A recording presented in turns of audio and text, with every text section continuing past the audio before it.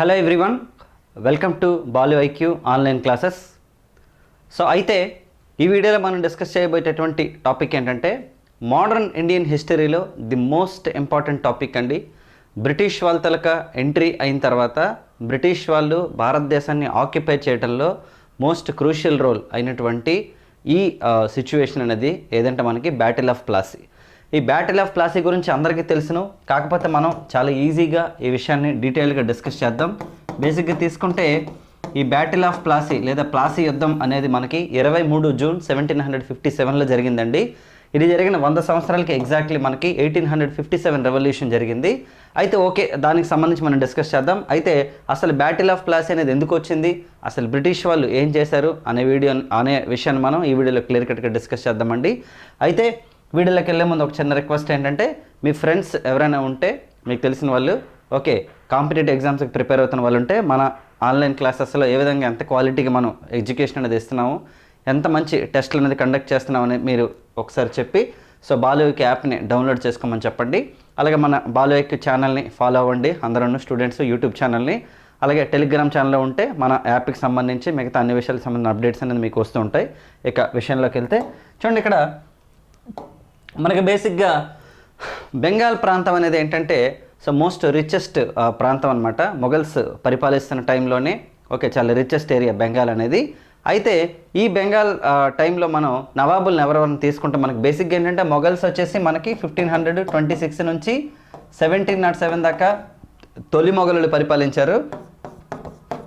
వాళ్ళ తర్వాత 1857 దాకా మనకి మలి మొఘలులు పరిపాలించారు. మలి మొఘలు అంటే ఎవరంటే గ్రేటర్ మొఘల్స్ అయితే ఫస్ట్ మొఘల్స్, లేటర్ మొఘల్స్ అయితే 1707 నుంచి 1857 అంటే ఔరంగజేబ్ తర్వాత వీళ్ళందరూ కూడాను.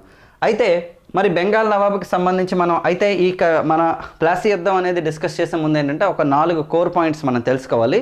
స్టెప్ బై స్టెప్ నేర్చుకుంటే ఈజీగా ఈ టాపిక్ అనేది మనకి ఎక్కుతుంది బుర్రకి. చూడండి, ఫస్ట్ ఏంటంటే అసలు బెంగాల్ నవాబ్స్ ఎవరైనా తెలుసుకోవాలి. 2 బ్రిటిష్ కన్స్ట్రక్షన్స్ అంటే బ్రిటిష్ వాళ్ళ యొక్క నిర్మాణాలకు సంబంధించి తెలుసుకోవాలి. అలాగే నెక్స్ట్ వచ్చేసి బ్లాక్ హోల్ ట్రాజడీ, కలకత్తా చీకటి గది ఉదంతం, తర్వాత వచ్చేసి బ్యాటిల్ ఆఫ్ ప్లాసీ. ఈ 4 ఉంటాయన్నమాట మనకు ఒక్కొక్క పాయింట్. ఇదే కాదు, మనం ఎవ్రీ టాపిక్ అనేది టాపిక్లోకి వెళ్ళే ముందు దాని తలకి బేసిక్ పాయింట్స్ తెలుసుకుంటాం. ఒక్కొక్క పాయింట్ని డీటెయిల్గా ఎక్స్ప్లెయిన్ చేసుకుంటూ వెళ్తే క్లారిటీగా వస్తుంది మనకి సబ్జెక్ట్ అంతా. సో ఫస్ట్ ఆఫ్ ఆల్ చూద్దామండి. ఓకే, బెంగాల్ నవాబులు తీసుకుంటే మనకు ఒక్కొక్కరు వచ్చేసి ముఖ్యంగా అంటే మెయిన్ పర్సన్స్ ఎవరంటే ఒకరు ముర్షిద్ కులీ ఖాన్, రెండో వ్యక్తి షుజావుద్దౌలా, తర్వాత అలీ వర్దీ ఖాన్, తర్వాత వచ్చేసి సిరాజుద్దౌలా. సిరాజుద్దౌలా మీ అందరికీ ఐడియా ఉంటుంది. ఓకే, ఇప్పుడు ఆయన గురించి మనం డిస్కస్ చేస్తాం. తర్వాత మీర్ జాఫర్, తర్వాత మీర్ కాసిం, తర్వాత వజీముద్దౌలా. అయితే వీళ్ళలో మనం ఫస్ట్ తీసుకుంటే ముర్షిద్ కులీ ఖాన్ అండి. ముర్షిద్ కులీ ఖాన్ ఎవరండి అంటే ఫౌండర్ ఆఫ్ బెంగాల్, అంటే మోడర్న్ బెంగాల్ అని చెప్పొచ్చు. బెంగాల్ ఆధునిక బెంగాల్ నిర్మాత అని చెప్తారు అతన్ని. ఎందుకంటే మొఘల్ సామ్రాజ్యం నుంచి ఓకే మనకి బెంగాల్ అనేది సెపరేట్ అయినప్పుడు ఓకే ఆ ప్రాంతంగా ఉన్నప్పుడు యాక్చువల్లీ ఆ టైంలో మనకేంటంటే అంటే మొఘల్స్ పరిపాలనలోంచి స్వతంత్రం ప్రకటించుకున్నప్పుడు ముర్షిద్ కులీ ఖాన్ ఉంటాడనమాట. So Murshid Quli Khan actually okay ఈయన పరిపాలిస్తుంటాడు. అలాగే కలకత్తా దగ్గర అంటే బెంగాల్లోని ముర్షిదాబాద్ అనేటటువంటి పట్టణాన్ని కూడా ఈయన కన్స్ట్రక్షన్ చేస్తాడు. ముర్షిదాబాద్ అనే పట్టణాన్ని ఈయన కన్స్ట్రక్షన్ చేస్తాడు. ఆ తర్వాత నెక్స్ట్ వచ్చిన వ్యక్తి ఎవరంటే అలీ వర్దీ ఖాన్ అండి. ఈ అలీ వర్దీ ఖాన్ ఎవరండి అంటే ఈ ముర్షిద్ కులీ ఖాన్ యొక్క మనవడిని సర్ఫరాజ్ ఖాన్ అతని పేరు, అతన్ని చంపేసి అలీ వర్దీ ఖాన్ యాక్చువల్లీ స్వతంత్రం ప్రకటించుకుంటాడు బెంగాల్లో. ఈయన కొంతకాలం పాటు పరిపాలిస్తాడు. ఈ అలీ వర్దీ ఖాన్ టైంలోనే బ్రిటిష్ వాళ్ళు అలాగే ఫ్రెంచ్ వాళ్ళు బెంగాల్లో ఎంటర్ అవుతారు. యాక్చువల్లీ అలీ వర్దీ ఖాన్ పరిపాలిస్తున్నప్పుడే బెంగాల్ని బ్రిటిష్ వాళ్ళు ఒక పక్క ఫ్రెంచ్ వాళ్ళు ఒక పక్క ఎంటర్ అవుతారనమాట. ఫ్రెంచ్ వాళ్ళు బేసిక్గా ఎక్కడ ఉండేవాళ్ళంటే చంద్రనాగోర్ అనే ప్లేస్లో ఉండేవాళ్ళండి. అంటే బెంగాల్లోని చంద్రనాగోర్ అనే ప్లేస్లో వచ్చేసి మనకి ఫ్రెంచ్ వాళ్ళు ఉంటే ఈ కోల్కత్తా ప్రాంతంలోనే వచ్చేసి బ్రిటిష్ వాళ్ళు ఉండేవాళ్ళు అనమాట. ఈయన టైంలో వాళ్ళు ఎంటర్ అవుతారు. మరి ఈ అలీ వర్దీ ఖాన్ చనిపోయిన తర్వాత ఆయన తలక మనవడు ఓకే అతనికి కరెక్ట్గా 23 సంవత్సరాలు ఉంటాయి. ఆయన పేరే మనకి సిరాజుద్దౌలా. గుర్తుంచుకోండి, 3 పర్సన్స్ బెంగాల్ నవాబుల్లో. ఫస్ట్ వ్యక్తి ముర్షిద్ కులీ ఖాన్, ఆధునిక బెంగాల్ నిర్మాత అలాగే ఫౌండర్ ఆఫ్ ముర్షిదాబాద్. రెండో వ్యక్తి వచ్చేసి మనకి అలీ వర్దీ ఖాన్. ఈ ముర్షిదా ఖాన్ యొక్క మనవడిని చంపేసి అలీ వర్దీ ఖాన్ రూలింగ్లోకి వస్తారు. ఈయన టైంలోనే ఫ్రెంచ్ వాళ్ళు అలాగే నెక్స్ట్ వచ్చేసి బ్రిటిష్ వాళ్ళ తలక యాక్టివిటీస్ పెరుగుతాయి. మరి అలాగే మూడో వ్యక్తి వచ్చేసి మనకి సిరాజుద్దౌలా. ఈ ప్లాసీ యుద్ధానికి ముఖ్యమైనటువంటి వ్యక్తి అనమాట. అంటే ప్లాసీ యుద్ధం జరిగినప్పుడు ఉన్నటువంటి నవాబ్ ఎవరు అంటే మనకి సిరాజుద్దౌలా. ఎందుకంటే బ్రిటిష్ వాళ్ళు సిరాజుద్దౌలాని ఓడిస్తారు యాక్చువల్లీ. అయితే అసలు సిరాజుద్దౌలాకి బ్రిటిష్ వాళ్ళకి ఎక్కడ చెడింది, అసలు రీజన్స్ ఏంటి, what are the major reasons for the battle of Plassey అనేది మనం డిస్కస్ చేద్దాం. సిరాజుద్దౌలాకి కరెక్ట్గా ఏజ్ 23 సంవత్సరాలు ఉన్నప్పుడు ఈయన బెంగాల్ నవాబ్ అవుతాడు. అయితే ఈయన అసిస్టెంట్ ఇన్ ద సెన్స్ ఏంటంటే ఈయనకి సంబంధించినటువంటి ఒక సలహాదారుడు అనొచ్చు, లేదంటే మనం చీఫ్ కమాండర్ అనొచ్చు. అతని పేరు మీర్ జాఫర్ అనమాట. సో మీర్ జాఫర్ అలాగే సిరాజుద్దౌలా వీళ్ళిద్దరు కూడా కోఆర్డినేషన్తో పరిపాలిస్తుంటారు యాక్చువల్లీ. అయితే ఆ టైంలో బ్రిటిష్ వాళ్ళు ఏం చేస్తారంటే కన్స్ట్రక్షన్స్ మొదలు పెడతారు. అంటే బేసిక్గా ఏ ప్రాంతంలో ఎవరైనా సరే ఉండొచ్చేమో ఆ టైంలోనే, కానీ బ్రిటిష్ వాళ్ళు ఫ్రెంచ్ వాళ్ళు వచ్చి ఏం చేస్తారంటే వాళ్ళకి ఎక్కడైతే పర్మిషన్ ఇచ్చారో బెంగాల్ నవాబులు అలాగే మొఘల్ ఎంపరర్ పర్మిషన్స్ ఎక్కడెక్కడైతే ఇచ్చారో అక్కడ వాళ్ళు ఏం చేస్తారంటే కన్స్ట్రక్షన్స్ స్టార్ట్ చేస్తారనమాట. కన్స్ట్రక్షన్స్ అంటే అర్థం ఏంటండి అంటే ఫెన్సింగ్ అంటాం కదా మనం, చుట్టూ గోడల నిర్మాణం చేసుకుంటారు. అంటే వాళ్ళు ఫ్యాక్టరీస్ కట్టుకుంటారు. అంటే బ్రిటిష్ వాళ్ళ యొక్క వ్యాపార కేంద్రాలని ఫ్యాక్టరీస్ అనేవారు. ఆ ఫ్యాక్టరీస్ చుట్టూ ఫెన్సింగ్ కట్టడం మొదలు పెడతారనమాట వీళ్ళు యాక్చువల్లీ. సో అలా కట్టడంతో ఈ సిరాజుద్దౌలా కోపం వస్తుంది. బెంగాల్లోని మీరేంటి ఓవర్ యాక్షన్ చేస్తున్నారు వచ్చి, మా కలకత్తాలోని మేమే ఎప్పుడు ఫెన్సింగ్లు కట్టుకోలేదు, మీరేంటి ఎక్కడి నుంచో వచ్చి మీరెక్కడ ఓవర్ యాక్టింగ్ ఏంటని. ఎందుకంటే ఔరంగజేబు చనిపోయిన తర్వాత బ్రిటిష్ వాళ్ళకి 1717లో వాళ్ళకి ఒక గోల్డెన్ ఫర్మాన్ అని రిలీజ్ చేస్తారు మొఘల్స్. అంటే లేటర్ మొఘల్స్లో ఒక రూలరు వాళ్ళకి గోల్డెన్ ఫర్మాన్ అని రిలీజ్ చేస్తారు. ఫరూక్ షియర్ అతని పేరు. అతను గోల్డెన్ ఫర్మాన్ ఇచ్చిన తర్వాత ఇంకా భారతదేశం మొత్తం మీద వాళ్ళు ఎక్స్పాన్షన్ స్టార్ట్ చేస్తారు బ్రిటిష్ వాళ్ళు. అందులో భాగంగా బెంగాల్లో కూడా వీళ్ళు ఏం చేస్తారంటే ఆ గోల్డెన్ ఫర్మాన్ ఉపయోగించుకొని, అంటే వాళ్ళ యొక్క స్వేచ్ఛను ఉపయోగించుకొని ఎక్కడ కూడా చేస్తే ఈయన మాత్రం యాక్సెప్ట్ చేయడు దానికి. ఎవరు సిరాజుద్దౌలా యాక్సెప్ట్ చేయడు. ఎందుకంటే భారతదేశం అంతా ఒకటి, బెంగాల్ ఒకటే అంటాడు ఆయన. ఎందుకంటే బెంగాల్ అనేది చాలా రిచెస్ట్ ప్లేస్ మొఘల్స్ టైంలోనే. సో మీరు ఇలాంటి యాక్టివిటీస్ చేస్తే నేను యాక్సెప్ట్ చేయలేను, ఇది మా తాతయుగం కాదు నేను అని చెప్పేసి ఈయన కొత్త రూల్స్ అనేవి పెడతాడనమాట. ఇది బ్రిటిష్ వాళ్ళకి నచ్చదు. ఫస్ట్ ఏం చేస్తాడంటే ఇద్దరికి వార్నింగ్ ఇస్తాడు. ఎవరికి, ఒక పక్క ఫ్రెంచ్ వాళ్ళకి వార్నింగ్ ఇస్తాడు, తర్వాత ఇక్కడ ఉన్నటువంటి కలకత్తాలో ఉన్నటువంటి బ్రిటిష్ వాళ్ళకి వార్నింగ్ ఇస్తాడు. చంద్రనాగౌర్లో ఉన్నటువంటి ఫ్రెంచ్ వాళ్ళు మాత్రం దీన్ని ఓకే అంటారు. సరే సార్ మేము ఇంక ఇలాంటి యాక్టివిటీస్ చేయము, మీరు ఎలా చెప్తే అలా ఉంటాం పొలైట్గానే. దానికి రీజన్స్ ఏంటంటే ఆల్రెడీ ఫ్రెంచ్ వాళ్ళు బ్రిటిష్ వాళ్ళ చేతిలో ఓడిపోతారు అప్పటికి ఆంగ్లో కర్ణాటక యుద్ధాల్లో. అందుకని అట్లీస్ట్ బెంగాల్లో అయినా సరే మనం ఎగ్జిస్ట్ అవుదాము, నవాబుతో కొంచెం మంచిగా ఉంటే మనం బెంగాల్లో పర్మనెంట్గా ఉండొచ్చు అని చెప్పేసి ఫ్రెంచ్ వాళ్ళు అనుకుంటారు. కానీ బ్రిటిష్ వాళ్ళు ఆల్రెడీ అక్కడ గెలిచారు కాబట్టి వాళ్ళు అస్సలు యాక్సెప్ట్ చేయరనమాట. ఓకే, అస్సలు లెక్కలు చేయరనమాట. ఎవరిని అలీవర్ది ఖాన్, ఎవరిని సిరాజుద్దౌలాని అస్సలు లెక్క చేయరు. ఎందుకు మీరు లెక్క చేయట్లేదంటే నేను లెక్కల్లో వీక్ అని చెప్తారు వాళ్ళు బ్రిటిష్ వాళ్ళు. మొత్తానికి ఈ సిరాజుద్దౌలాని వీళ్ళు లెక్క చేయకుండా వీళ్ళు మొత్తానికి వాళ్ళ యాక్టివిటీస్ని వాళ్ళు కంటిన్యూ చేస్తారనమాట. ఎప్పుడైతే సిరాజుద్దౌలా యాక్సెప్ట్ చేస్తాడో, అంటే సిరాజుద్దౌలా ఎప్పుడైతే అటాక్ చేస్తాడో వాళ్ళ మీద, సో ఇద్దరికి కలిపి వివాదాలు స్టార్ట్ అవుతాయండి. అయితే అసలు వీళ్ళకి వివాదాలు ముదిరిపోవడానికి గల ప్రధానమైన కారణం ఏంటంటే మనం ఆల్రెడీ చెప్పుకున్నాం. ఒకటి కోట నిర్మాణాలు, రెండోది దస్తకులు. దస్తకులు అంటే అర్థం ఏంటంటే ఇవి ఫ్రీ పాస్లు అనమాట. అంటే బ్రిటిష్ వాళ్ళ తలక ప్రొడక్ట్లని కలకత్తాలోకి అలౌ చేయడానికి యూజ్ చేసుకునేటటువంటి ఫ్రీ పాస్లని దస్తకులు అంటారు యాక్చువల్లీ. ఇది యాక్చువల్లీ మొఘల్స్ టైంలోనే ఇచ్చారు. అలాగే ప్రతి నవాబు కూడా ఇచ్చేవాడు యాక్చువల్లీ వీటిని ఫ్రీ దస్తకుల్ని. సో ఎక్కువగా వీళ్ళు ఏం చేస్తారంటే వీటిని మిస్యూజ్ చేస్తారు. బ్రిటిష్ వాళ్ళు విపరీతంగా మిస్యూజ్ చేస్తుంటారు అనమాట. సో ఇదొక రీజన్. మూడో రీజన్ ఏంటంటే సిరాజుద్దౌలాకి బ్రిటిష్ వాళ్ళకి పడకపోవడానికి రీజన్ ఏంటంటే సిరాజుద్దౌలా దగ్గర పనిచేస్తున్నటువంటి మీర్ జాఫర్ని తీసుకొని వాళ్ళు యాక్షన్ చేస్తుంటారు అనమాట బ్రిటిష్ వాళ్ళు. అంటే వాళ్ళ వైపు తిప్పడానికి ట్రై చేస్తుంటారు. అలాగే ఇంకా చాలా అనమాట యాక్చువల్. అంటే తిరుగుబాటుదారులు ఎవరెవరైతే ఉంటారో బ్రిటిష్ వాళ్ళకి, ఎవరైతే ఈయనకి నచ్చరో, ఎవరు సిరాజుద్దౌలాకి ఎవరైతే నచ్చరో బ్రిటిష్ వాళ్ళు కావాలనే వాళ్ళని పట్టుకొని మరి అతన్ని రెచ్చగొట్టడానికి ట్రై చేస్తారు. అందులో అమీన్ చంద్ అనే వ్యక్తి ఒకడు ఉంటాడు. అతను వ్యాపారస్తుడు అనమాట. అతనికి వీళ్ళకి పడదు. సో ఇలాంటి యాక్టివిటీస్ అన్నీ చేయడం వల్ల బ్రిటిష్ వాళ్ళకి అలాగే సిరాజుద్దౌలాకి గొడవలు అవుతాయి. ఈ గొడవల వరకు సరే బాగానే ఉంది. సిరాజుద్దౌలా చూసి ఏం చేస్తాడంటే ఇమీడియట్గా వెళ్ళి ఒకరోజు బ్రిటిష్ స్థావరాల మీద అటాక్ చేస్తాడు వెళ్ళి. కరెక్ట్గా అది జూన్ 20, 1756. Okay, 20 June 1756. కరెక్ట్గా 1756 జూన్ 20 ఏం చేస్తాడంటే వాళ్ళకి ఒక ప్లేస్ ఉంటుంది కలకత్తాలో. బ్రిటిష్ వాళ్ళ స్థావరం పేరు వచ్చేసి పోర్ట్ విలియమ్స్ అనమాట. ఈ పోర్ట్ విలియమ్స్ మీద అటాక్ చేస్తాడు వెళ్ళి. అటాక్ చేసి అందులో కరెక్ట్గా 146 మంది బ్రిటిష్ ఎంప్లాయీస్ ఉంటే వాళ్ళందరినీ ఏం చేస్తాడంటే తలుపులు మూసేసి ఓకే అంటే తాళం వేసి బయటకు వచ్చేస్తాడంట. అంటే 146 మంది ఒక చిన్న ఇరుగ్గదిలో పట్టారని వాళ్ళు చెప్పారు యాక్చువల్లీ. ఓకే అయితే మూసేసి ఈయన వచ్చేస్తాడంట. వచ్చేస్తే ఉదయం లేచినప్పటికీ కేవలం 23 మెంబర్స్ మాత్రం బ్రతికుంటారు. మిగతా దాదాపు 123 మంది చనిపోతారంట ఆ దీంట్లో. సో అయితే ఆ చిన్న ఫోర్ట్ విలియమ్స్ గదిలోని బంధించాడు కాబట్టి దీన్ని ఏమన్నామంటే మనం అంటే కలకత్తా చీకటి గది ఉదంతం అన్నారు. ఓకేనండి, కలకత్తా చీకటి గది ఉదంతం. దీన్ని ఇంగ్లీష్లో మనం బ్లాక్ హోల్ ట్రాజడీ అన్నారు. బ్లాక్ హోల్ ట్రాజడీ అంటారు అనమాట. మరి ఈ బ్లాక్ హోల్ ట్రాజడీ అనేది ఎప్పుడు జరిగిందండి అంటే 20th జూన్ 1756లో జరిగింది. అలా జరిగిన తర్వాత ఈ మొత్తం బ్రిటిష్ వాళ్ళ ఎంప్లాయీస్ అందరినీ కూడా ఆయన అలా చేసేసి ఏం చేస్తాడంటే కలకత్తా ప్రాంతాన్ని ఆక్యుపై చేసేసి దానికి ఒక పేరు పెడతాడు. ఆ పేరు ఏంటంటే అలీనగర్ అని పేరు పెడతాడు. ఏంటంటే అలీనగర్ అని పేరు పెడతాడనమాట. మరి అలీనగర్ అని పేరు పెట్టి మళ్ళీ మాణిక్ చంద్ వస్తాడు ఈయన దగ్గరికి. వస్తే చెప్తాడు, బాబు మాణిక్, నువ్వు ఈ అలీనగర్ మొత్తానికి హెడ్గా ఉండు, నేను నీతో పాటు ఉంటాను, నువ్వు వాళ్ళ దగ్గరికి వెళ్ళకని చెప్పి ఆయనతో డీల్ మాట్లాడుకొని వెనక్కి వెళ్ళిపోతాడు. ఈ విషయం తెలుస్తున్నటువంటి రాబర్ట్ క్లైవ్ ఏం చేస్తాడంటే, మనందరికీ తెలిసిన రాబర్ట్ క్లైవ్ గురించి ఆంగ్ల కర్ణాటక యుద్ధాలు చదివితే మీకు అర్థమవుతుంది. ఎలాగ మనం డిస్కస్ చేస్తాం డీటెయిల్గాను. అతన్ని హీరో ఆఫ్ ది ఆర్కట్ అని పిలుస్తారు.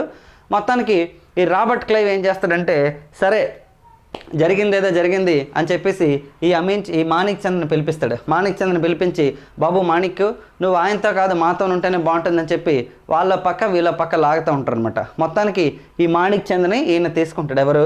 బ్రిటిష్ వాళ్ళ దగ్గరికి మళ్ళీ వెళ్ళిపోతాడు. సో వెళ్ళిపోయిన తర్వాత వెంటనే అప్పుడు అలీనగర్ అగ్రిమెంట్ జరుగుతుంది 1757లో రాబర్ట్ క్లైవ్కి, అలాగే ఇంకెవరికండి మనకి సిరాజుద్దౌలాకి ఇద్దరికి జరిగిన అగ్రిమెంట్ 57లో అలీనగర్ అగ్రిమెంట్. అలీనగర్ అంటే ఎక్కడో లేదు, మనకి ఎక్కడ ఉందంటే కలకత్తాలో అలీనగర్ అంటారు అనమాట. సో మొత్తానికి ఈ కలకత్తా చీకటి గది ఉదంతం గురించి మనందరికీ తెలుసును. అయితే ఇక్కడ మనం ఒక 2 పాయింట్లు గుర్తుంచుకోవాలి. అసలు ఇలా జరిగింది, ఈ 146 మందిని ఈ సిరాజుద్దౌలా బంధించాడు. ఆ బంధించిన వాళ్ళలో 23 మంది మాత్రం మిగిలారు. అందులో వారన్ హేస్టింగ్స్ కూడా ఉంటాడు, నేను ఒక దగ్గర చదివాను. ఆయన ఏవో దీవులకు పారిపోతాడు యాక్చువల్లీ. ఓకే, సో మొత్తానికి ఈ 146 మందిలో 23 మంది మాత్రమే మిగిలారు అని చెప్పేసి చెప్పింది ఎవరండి అంటే హాల్వెల్ అనే వ్యక్తి చెప్తాడండి. ఓకే, హాల్వెల్ అనే వ్యక్తి దీని గురించి చెప్తాడనమాట. అయితే ఇదంతా జోక్ ఇది. మరి 140 మందిని బంధించేంత రూమ్లే లేవు అసలు అక్కడ. కాబట్టి అంత చిన్న రూమ్లో ఇలాంటి చేయడం కరెక్ట్ అసలు అవ్వదు. ఇదంతా వక్రీకరణ అని చెప్పేసి ఎవరు చెప్పారంటే జేహెచ్ లిటిల్ అనే వ్యక్తి చెప్పాడనమాట. దీన్ని ఏమన్నాడంటే ఆయన గిగ్నాటిక్ జోక్ అని చెప్పాడనమాట. ఇది అసలు జరిగే ప్రసక్తే లేదు కాబట్టి దీని గురించి ఎవరు పట్టించుకోకండి అని. అంటే వాళ్ళకి ఏదో ఒక కారణం ఉండాలి. అంటే భారతదేశాన్ని వాళ్ళు రూల్ చేయాలి, వాళ్ళు ఆక్యుపై చేయాలి, బెంగాల్ ప్రాంతాన్ని ఆక్యుపై చేయాలి ఫస్ట్. కాబట్టి వాళ్ళకు ఒక కారణం కావాలి ప్రతిదానికి. ఏదో ఒక కారణంతో వాళ్ళు లాక్కోవడానికి ప్రయత్నం చేస్తున్నారు కాబట్టి ఇలాంటివన్నీ చెప్పారనమాట. సో మొత్తానికి ఈ అలీనగర్ అగ్రిమెంట్ జరుగుతుందండి. అయినా సరే రాబర్ట్ క్లైవ్ సాటిస్ఫై అవ్వడు. దానికి రీజన్ ఏంటంటే ఒక నవాబు, సో మేమంతా ఆంగ్లో కర్ణాటక యుద్ధాలు చేసి కర్ణాటక ప్రాంతాన్ని గెలిచి ప్రపంచంలోని ఎన్నో దేశాలను పరిపాలిస్తున్న మమ్మల్ని, ఈ ఏరియాలో ఉన్నటువంటి ఒక నవాబు మమ్మల్ని యాక్సెప్ట్ చేయకపోవడం ఏంటి అని చెప్పేసి వాళ్ళు ఒక గ్రిడ్జ్ పెంచుకొని ఏం చేస్తారంటే ఏవైతే పాత యాక్టివిటీస్ ఉన్నాయో అవన్నీ మళ్ళీ మొదటి నుంచి స్టార్ట్ చేస్తారనమాట. దీంతో విపరీతంగా ఈయన్ని డిస్టర్బ్ చేసి ఎలాగైనా సరే సిరాజుద్దౌలాని రెచ్చగొడదాలనే ఉద్దేశంతో కొంతమంది టీంని తయారు చేస్తాడు రాబర్ట్ క్లైవ్. ఆ టీంలో ఎవరెవరు ఉంటారంటే ఒక ఆయన అమీన్ చంద్, ఇందాక మనం చెప్పాం వర్తకుడని, మాణిక్ చంద్. ఈ అమీన్ చంద్ ఎవరండి అంటే ఇందాక మనం డిస్కస్ చేసాం, ఎవరైతే సిరాజుద్దౌలాకి నచ్చరా వాళ్ళందరినీ వాళ్ళు చేరదీశారన్నా కదా, అందులో ఈయన ఒకడు. ఈ మాణిక్ చంద్ ఎవరండి అంటే అలీనగర్ ఒప్పందం చేసుకున్నాడు కదా, అలీనగర్కి నియమించాడు కదా, ఆయన కూడా లాక్కుంటారు అమీన్ చంద్, మాణిక్ చంద్. మూడో వ్యక్తి జగత్ సేత్, ఈయన ఎవరండి అంటే ఇన్వెస్టర్ అనమాట అక్కడ. ఓకే, తర్వాత నెక్స్ట్ వ్యక్తి ఎవరండి అంటే మనకి రాయ దుర్లభ్ అండి, ఇక్కడ కరెక్ట్ పడలేదు. తర్వాత ఓమీ చంద్ ఒకడు నగల వ్యాపారతను. తర్వాత మీర్ జాఫర్, ఈయన కూడా ఇంపార్టెంటే. మీర్ జాఫర్ చాలా ఇంపార్టెంట్, తర్వాత వస్తాడు మనకి. ఈయన సేన అనమాట, మనం చెప్పాం కదా చీఫ్ కమాండర్ అని. వీళ్ళందరూ కలిపి మొత్తానికి ఒక స్కెచ్ గీస్తారు. స్కెచ్ గీసి ఏం చేస్తారంటే నెమ్మదిగా ఇతన్ని రెచ్చగొడతారు. ఎందుకంటే యంగ్ ఏజ్ పర్సన్ ఎవరు, సిరాజుద్దౌలా. సో చిన్న వాటికే ఆయన రియాక్ట్ అవుతుంటాడు కాబట్టి ఇతన్ని ఎలాగైనా సరే రెచ్చగొట్టి మనం ప్లాసీకి రప్పిద్దామనే ఉద్దేశంతోనే వాళ్ళు టార్గెట్ చేస్తారండి.